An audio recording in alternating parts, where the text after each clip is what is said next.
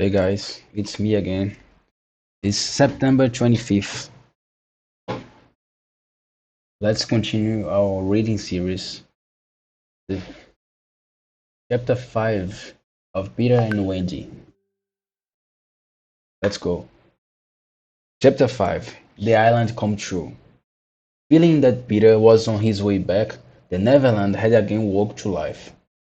We ought to use the pluperfect and say wakened. We ought to use the pluperfect and say wakened. Would woke is better than it was always used. Let's try this again.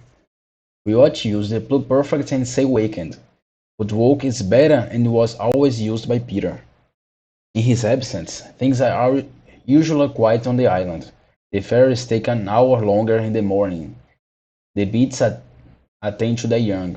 The redskins feed heavily for 6 days and nights. And when pirates and lost boys meet they and when pirates and lost boys meet, they merely bite their thumbs at each other. But with the coming of Peter, who hates lethargy, they are under way again. They are under way again. If you put your ear to the ground now, you would hear the whole island seething with life. On this evening, the chief forces of the island were disposed as follows. The lost boys were out looking for Peter. The pirates were out looking for the lost boys. The redskins were out looking for pirates. And the beasts were out looking for the redskins. They were going round and round the island, but they did not meet because all were going to the same all were going at the same rate. All wanted blood except the boys, who lacked it as a rule. But tonight but tonight we're out to greet the captain. But tonight we're out to greet the captain. The boys on the island vary, of course, in numbers, according as they get killed and so on. And when they seem to growing up, which is against the rules, Peter thins them out. But at this time there were 6 of them, counting the twins as 2.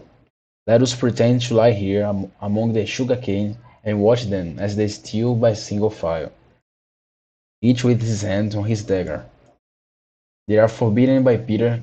They are forbidden by Peter to look at the least like him, and they wear the skins of bears slain by themselves, in which they are so round and furry that when they fall they roll. They have therefore become very sure-footed. The first to pass is Toros, not the least brave, but the most unfortunate of all that gallant band. He had been fewer adventures than any of them, because the big things constantly happened just when he had stepped round the corner. All, all would be quiet. He would take the opportunity of going off to gather a few sticks for firewood, and then when he returned the others would be sweeping up the blood. This ill look had given a gentle melancholy. This ill look had given a gentle melancholy to his countenance, but instead of souring his nature, had sweetened it, so that he was quite the humblest of the boys. Poor kind Toros, there is danger in the air for you tonight. Take care, take care lest an adventure is now offered you, which, if accepted, will plunge you in the deepest woe. Toros, the fairy thing, who is who is bent on mischief, this night, is looking for a tool, and she thinks you are the most easily tricked of the boys. Wear a chicken bell. Would that would that he would that he could better us, but we are not really on the island, and he passes by, biting his knuckles. Next come Nibs, the gay and debonair, followed by Slightly, who cuts whistles out of the trees and dances ecstatically to his own tunes. Slightly is the most conceited of the boys. He thinks he remembers the days before he was lost, with their manners and customs. and this he's given his nose an offensive tilt. Curly's fourth. He's a pickle, and so often he had to deliver up his person, and so often has he had to deliver up his person when Peter had sternly. And so often has he had to deliver up his person when Peter said sternly, "Stand forth, the one who did this thing." That now, stand forth, the one who did this thing. That now, at the commander, he stands forth automatically whenever, whether he has done it or not. Last come the twins, who cannot be described because we should be sure to be describing the wrong one. Peter never quite knew what twins were, and his band were not allowed to know anything he did not know. So these two were always vague about themselves, and did their best to give the satisfaction by keeping close together in an apologetic sort of way. The boys vanished in the gloom, and after a pause, but not a long pause, for things go briskly on the island, come the pirates on their track. We hear them before they are seen, and it is always the same dreadful song. Avast belay your hoe, have to, a pirate we go, and if your pirate is by a shot, we're sure to meet below. A more, a more villainous looking lot never hung. A more villainous looking lot never hung in a row on execution dock. Here, a little in advance, ever and again with his head to the ground listening, his great arms bare, pieces of eight in his ears as ornaments, is the handsome Italian Cecco, who cut his name in letters of blood and who cut his name in letters of blood on the back of the governor of the prisons of at Gao. Who cut his name in letters of blood on the back of the governor of the prison of Gao. Who cut his name in letters of blood on the back of the governor of the prison at Gao. The gigantic black behind him has had many names since he dropped the one with which dusky mothers still terrify their children on the banks of the Guadimo. He is Bill Jux, every inch of him tattooed, the same Bill Jux who got 6 dozen on the walrus from Flint before he would drop the bag of murderers. And Cookson, said to be the Black Murphy's brother, but this was never proved. And General Starkey, once an usher in a public school and still dainty in his ways of killing. And Skylights, Morgan Skylights, and the Irish boatswain's me, an oddly genial man who stabbed, so to speak, without offense, and was the only nonconformist in Hook's crew. And Noodler, whose hands were Frickson backwards, and Robert Mullins, and Alf Manson, and many other ruffian long known and feared on the Spanish main. In the midst of them, the blackest and largest in that dark setting, reclined James Hook, or as he wrote himself, Jess Hook, of whom it is said he was the only man that the sea cook feared. He lay at his ease in a rough chariot drawn and propelled by his men, and instead of a right hand, he had the iron hook with which ever and anon he encouraged them to increase their pace. As dogs this terrible man treated and addressed them, and as dogs they obeyed. As dogs this terrible man treat, as dogs this terrible man treated and addressed them, and as dogs they obeyed him. In person he was cadaverous and black-vised, and his hair was dressed in long curls, which at a little distance looked like black candles, and gave a singularly threatening expression to his handsome countenance.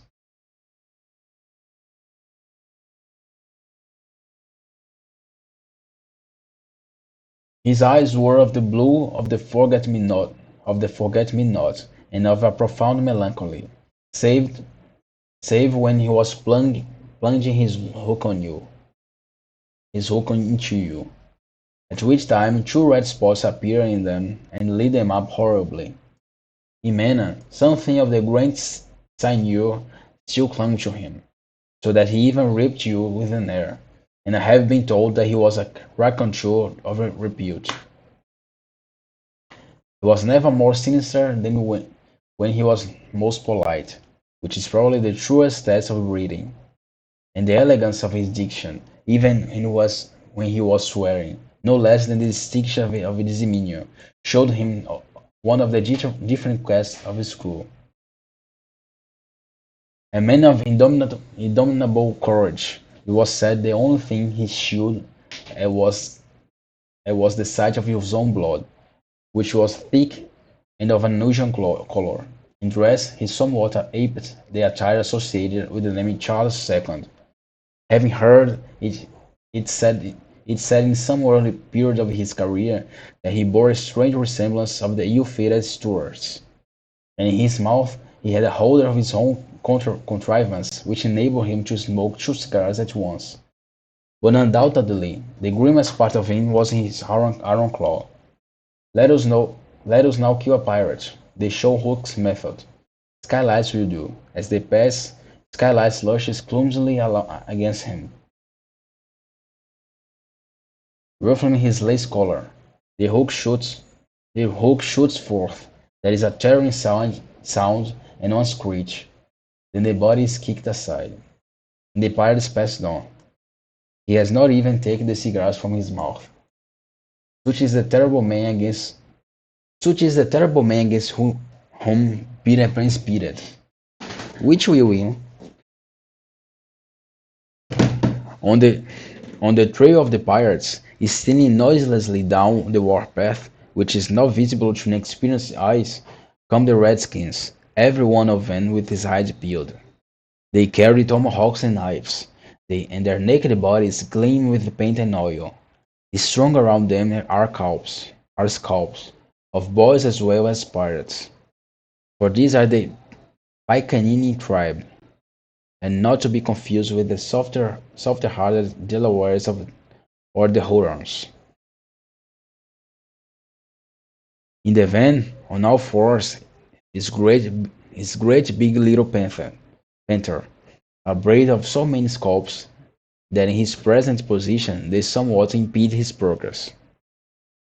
Bringing up the rear, the place of the greatest danger, comes Tiger Lily, proudly erect, a princess in her own right. She is the most beautiful of dusk Dianas and the belly of the Pacaninis. Coquettish, cold, and amorous by turns, there is not a brave who will not have the wayward think to wife, but she staves off the with a hatchet. Observe how they pass over fallen twigs without making the slightest noise. The only sound to be heard is their somewhat heavy breathing. The fact is that they are all a little fat just now after the heavy gorging, but in time they will work this off. For the moment, however, it constitutes their chief danger. The redskins disappear. The redskins disappear as they have come like shadows, and soon their place is taken by the beasts, a great and motley procession, lions, tigers, bears, and the innumerable smaller savage things that flee from them. For every kind of beast, and more particularly all the man-eaters, live cheek by jowl on the favored island. Their tongues are hanging out. They're hungry tonight. When they have passed, comes the last figure of all, a gigantic crocodile. We shall see for whom she is looking presently. The crocodile passes, but soon the boys appear again, for the procession must continue indefinitely until one of the pirates stops or changes its pace. Then quickly they will be on top of each other. All are keeping a sharp lookout in front, but none suspects that the danger may be creeping up from behind. This shows how real the island was. The first to fall out of the moving circle was the boys. They flung themselves down on the sward, close to their underground home. "I do wish Peter would come back," every one of them said nervously, though in height and still more in breadth they were all larger in their captain. I am the only one who's not afraid of the pirates, slightly said, in the tone that prevented his bringing a general favorite. But perhaps some distant sound disturbed him, for he added hastily, I wish he would come back and tell us whether he has heard anything more than Cinderella. They talk of Cinderella. They talk of Cinderella, and Toodles was confident that his mother must have been very like her. It was only in Peter's absence that they could speak of mothers, the subject being forbidden by him as silly. All I remember about my mother, Nibs told them, is that she often said to my father, "Oh, how I wish I had a checkbook of my own. I don't know what a checkbook is, but I should just love to give him my mother one." While they talked, they heard a distant sound. You or I, not being wide thing of the woods, would have heard nothing, but they heard it, and it was a grim song, and it was the grim song. Yo ho, the pirate's life, the flag of skull and bones, a merry hour, a hempen rope, and hay for Davy Jones. At once, the lost boys, but where are they? They are no longer there. Rabbits could not have disappeared more quickly. I will tell you where they are, with the exception of Nibs, who has darted away to reconnoiter. They are already in their home under the ground, a very delightful residence of which we shall see a good deal presently. But how have they reached it? For there is no entrance to be seen, not so much as a large stone. What if which if rolled away would disclose the mouth of a cave? Look closely, however, and you may notice that there are 7 large trees, each with a hole in its hollow trunk as large as a boy. These are 7 entrances to the home under the ground, for which Hook has been searching in vain these many moons. Will he, will he find it tonight? Will he find it tonight? As the pirates advanced, Starkey, the quick eye of Starkey sighted Nibs disappearing through the wood, and at once his pistols flashed out, but an iron claw gripped his shoulder. "Captain, let go!" he cried, writhing. Now for the first time you hear the voice of Hook. It was a black voice. Put back the pistol first, it said threateningly. It was one of the boys you hate. I could have shot him dead. Aye, and the sound would have brought Tiger's lily red skin upon us. Do you want to lose your scalp? Shall I after him, Captain? Asked pathetic Smee, and tickle him with Johnny Corkscrew? Smee had pleasant names for everything, and his cutlass was Johnny Corkscrew, because he wiggled it in the wound. Because he wiggled it in the wound. One could mention many lovable traits in Smee. For instance, after killing, it was his spectacles he wiped instead of his weapon. Johnny is a silent fellow, he reminded Hook. Not now, Smee, Hook said darkly. He is only one. I want to mischief all the 7. Scatter and look for them. The pirates disappeared among the trees, and in a moment their captain and Smee were alone. Hook heaved a heavy sigh. But I know not why it was. But I know not why it was. Perhaps it was because of the soft beauty of the evening, but there came over him a desire to confide to his faithful, bold son the story of his life. He spoke long and earnestly, but all it was all about Smee, who was rather stupid, did not know in the least. Anon he caught anon, anon he caught the word Peter. Most of all, Hook was saying passionately, I wonder, Captain Peter Pan. 'Twas he cut off my arm. He brandished the hook threateningly. I've waited long to stake his hand with this. Oh, I'll tear him. And yet, said Smee, I have often heard you say the hook was worth a score of hands for combing the hair and other homely uses. Aye, the captain answered. If I was a mother, I would pray to have my children born this instead of that. And he cast a look of pride upon his iron hands, and one of scorn upon the other. Then again he frowned. Peter flung my arm, he said, rinsing, to a crocodile that happened to be passing by. I have often, said Smee, noticed his strange dread of crocodiles. Not of crocodiles, Hook correctly, but of that one crocodile. He lowered his voice. It's like my arm so much, Smee, that it has followed me ever since, from sea to sea, from land to land, licking its lips for the rest of me. In a way, said Smee, it's sort of a compliment. I want no, I want no such compliments, Hook barked petulantly. I want Peter Pan, who first gave the brute its taste of me. He sat down on a large mushroom, and now there was a quiver in his voice. It's me, he said huskily. That crocodile had me before this, but by a luck chance it swallowed a clock which goes tick, tick, tick. But by a luck, by a lucky, but by a lucky chance it swallowed a clock which goes tick, tick inside it. And so before it can reach me, I hear the chicken bolt. He left, but in a hollow way. Some day, said me, the clock will run down, and then he'll get you.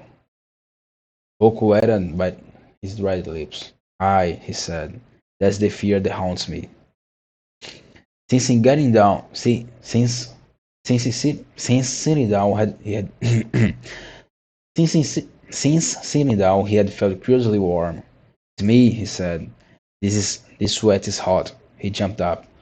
Odd Bob's hammering tongs, I'm burning. Odd Bob's hammering tongs, I'm burning. They examined the mushroom, which was of a size of totally unknown on the mainland. They tried to pull it up, and it came away at once in their heads, but it had no root. Stranger still, the smoke began at once to ascend. The pirates looked at each other. A chimney, they both exclaimed.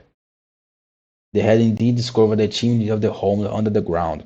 It was the custom of the boys to stop it in a mushroom when enemies were in the neighborhood. Not only smoke came out of it, there came also children's voice, for so safe did the boys feel in their hiding place that they were gaily chattering. The pirates listened grimly, and then replaced the mushroom. They looked around them and noted the holes in the 7 trees.